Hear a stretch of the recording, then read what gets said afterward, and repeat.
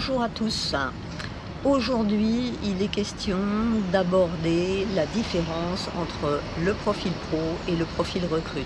J'ai souvent des demandes de la part des consultants sur non pas la manière mais le choix. Est-ce que je dois plutôt utiliser ce profil en recrute ou plutôt en version pro? Alors ce que je vous propose, c'est de voir dans un premier temps ce qu'il y a véritablement dans le contenu et ensuite de regarder les plus et les moins à utiliser les différents profils. Alors vous connaissez pas mal le profil pro, puisqu'il est utilisé à 90% par les consultants du réseau. Le profil recrute, en revanche, est beaucoup moins connu. Et pourtant utilisé par certains consultants qui n'en démordent pas et qui préfèrent utiliser ce produit-là.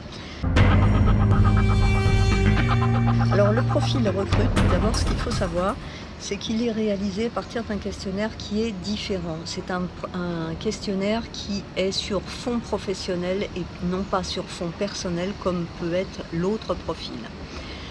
Il va, dans ses spécificités, délivrer un radar de compétences avec 24 compétences clés qui vont être détaillées et que nous allons voir ensemble. Ces 24 compétences clés, elles sont organisées bien évidemment autour de nos couleurs. Donc il y en a 6 par couleur. Je vous donne des exemples. Le focus à l'objectif, le travail sous pression en rouge, la communication ou la délégation en jaune. Vous auriez par exemple la cohérence et l'écoute sur le vert. Et vous auriez planification et respect des règles et procédures sur du bleu. Il y en a donc 24 au total. Ce qu'il faut savoir, une chose très importante, c'est que ça n'est pas parce qu'une personne aurait donc une mauvaise note sur cette échelle qu'elle n'aurait pas les compétences. Je voudrais vous citer une expérience que j'ai avec une amie qui est une surdouée, qui a fait une école d'ingénieur, qui a piloté des très gros projets informatiques avec plus de 100 consultants ingénieurs à ses côtés pour faire des grandes migrations, par exemple sur l'informatique France Télécom dans les années 2000. Quand on regarde son radar de compétences, vous allez trouver par exemple planification, elle n'a pas grand chose, ou bien respect des règles, elle a quasiment rien. C'est normal, elle est jaune et elle n'est pas bleue. Et elle explique donc, par son école d'ingénieur, eh bien, elle a bien évidemment la maîtrise de l'ensemble de ces éléments et que par exemple faire un diagramme de Gantt pour pouvoir suivre un projet, pour elle c'est un b.a.-ba. Ça n'est pas là où elle va passer son temps et son énergie parce qu'à son sens, son énergie, elle doit la passer dans le fait de savoir faire interagir et discuter les différents acteurs autour des grands projets. Donc vous voyez que méfiez-vous, c'est pas parce que la personne a qu'elle n'est pas bonne dans ce domaine. Elle peut avoir pallié ses déficits par des formations ou par ses expériences.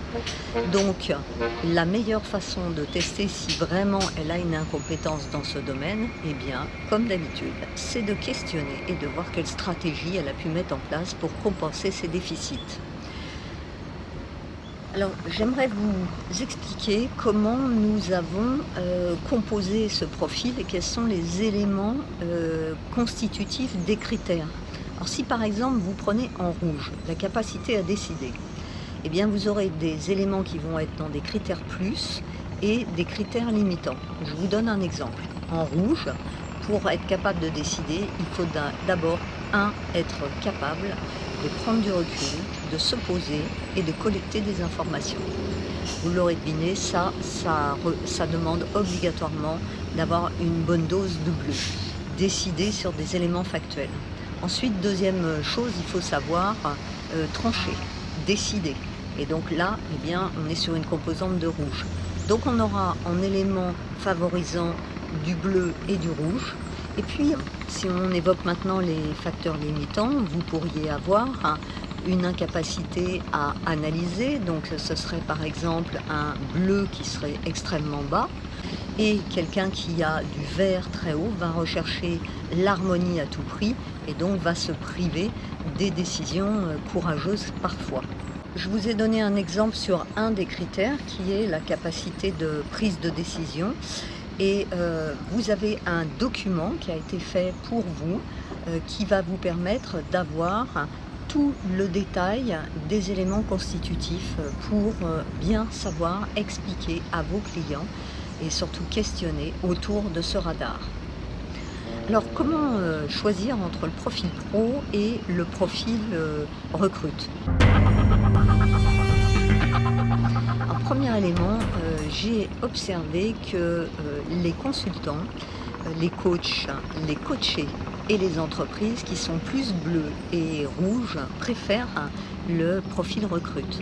Parce qu'il y a un côté justement mathématisant avec les annotations des différentes compétences, donc beaucoup plus décryptées, qui leur font largement plaisir parce que évidemment ça complexifie le modèle et que quand on est bleu, on aime bien les choses complexes.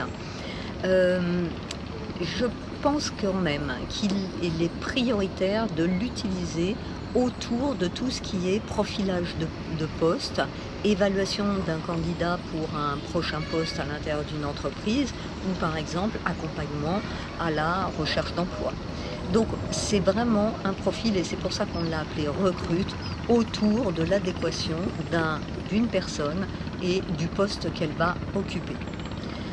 Le profil pro, à mon sens, est mieux à utiliser en formation. Déjà, il est plus doux, il vient d'un questionnaire qui est plus facile à remplir.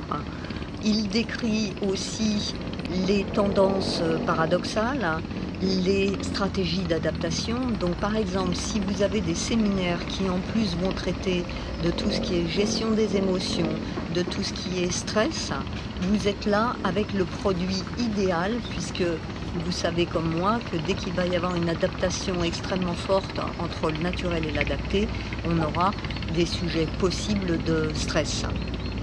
Si je peux vous donner un petit conseil, moi je préfère les profils pro sur la partie formation et les profils recrute sur tout ce qui est accompagnement individuel d'une personne vers un poste. Voilà, écoutez, j'espère que je vous ai apporté quelques nouvelles informations et qu'elles sont suffisamment claires pour pouvoir vous repérer. Et en tout cas, vous savez que, comme d'habitude, je suis toujours là pour répondre à vos questions. Voilà, je vous souhaite une très bonne continuation. Ciao, ciao!